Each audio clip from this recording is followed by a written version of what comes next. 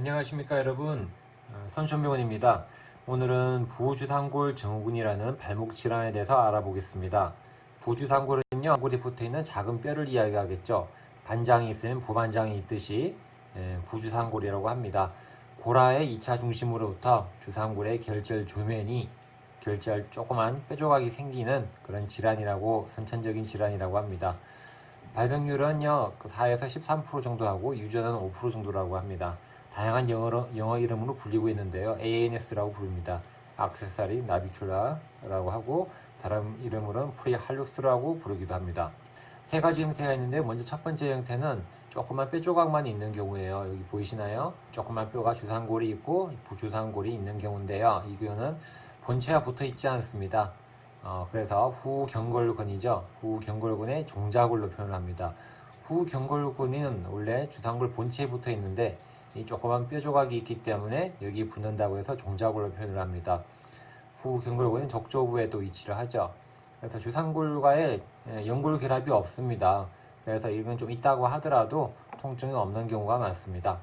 이 뼈죠. 두 번째는 제2형입니다. 두 번째 형태. 이거는 주상골 몸체 일부 부분이라고 하죠. 그래서 주상골과 섬유 연결 결합이 있습니다. 여기 주상골이 있고 조그만 부주상골이 있는데요. 거의 연결되어 보이겠죠? 이런 형태입니다. 이 형은 또 두 가지 형태로 나누게 됩니다. 2A 또는 2B, 2A, 2B로 나누게 되는데요. 2A 형태는 완만한 각도로 연결된다고 하죠. 그리고 결합 부위에 신장력이 작용을 하게 됩니다.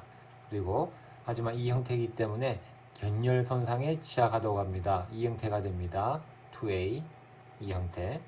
잘 떨어진다는 거죠. 이쪽으로. 2B입니다.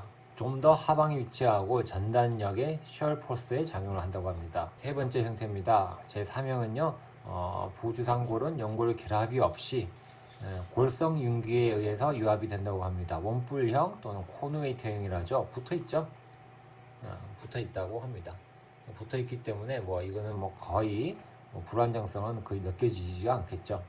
그래서 우리가 이렇게 1형 모양이 있고 2형이 있으면 3형까지 있으면 3형은 거의 안 아프니까 불안정성이 없으니까 우리가 치료의 타겟은 2형이 되겠습니다. 이런 이야기도 합니다. 부주상골이 편평적으로 간다는 이야기를 하는데요. 물론 논란거리가 있습니다. 키드너라는 분인데요. 키드너입니다. 키드너는 세 가지 원인을 설명을 했습니다. 부주상골이 돌출이 되게 되면 이후에 후경골근의 견인력이 약화돼서 축변화가 생긴다고 하죠. 이후 후경골근의 또 기능이 외회전보다 내전근 기능이 커지기 때문에 종아치의 지지력이 감소된다. 그래서 편평족이 생긴다 라고 또 이야기를 했고요. 세 번째는 부주상골의 충돌로 인해서 발을 외반 위치로 유지하려는 경향이기 때문에 종아치가 소실된다 라고 합니다. 어쨌든 간에 부주상골이 편평적으로 간다라는 설명을 세 가지로 이론을 했죠. 증상입니다. 증상은 어릴 때는요, 부주상골이 신발에 눌려서 압박 증상이 난답니다. 걸을 때 발이 아파요 라고 이야기하죠. 발 안쪽이 아파요, 발등이 아파요, 발바닥이 아파요 라고 통증을 호소하게 됩니다. 시간이 지나면서 종아치가 낮아질 수 있죠. 그리고 평평족이 된다는 이야기죠. 후경골근의 기능이, 내전근 기능이 커지기 때문에 종아치가 지지력이 이렇게 소실된다. 이렇게 외반 위치를 유지하기 때문에 이런 이야기가 됩니다. 어릴 때 평발이 생기는 원인 중에 한 개다라고 이야기를 하죠. 성인 초기에는요, 발이 틀린 손상입니다. 걷다가 발을 삐죠. 삐면서 발목을 삔다라고 생각하는데 이거 발목인데 팔만 볼 게 아니라 부주상골 증후군도 한번 생각을 해봐야 되고, 발 안쪽에서 뭐가 튀어나와 있기 때문에 내측 돌출부에 통증이 나타납니다. 압통이 생기죠. 손상 기준은 과사용이죠. 많이 쓰니까 생기고요. 또 많이 생기니까 생긴 거이고 외상이 있습니다. 주상골과 부주상골 사이에 연골 결합이 견열 손상을 일으키고요.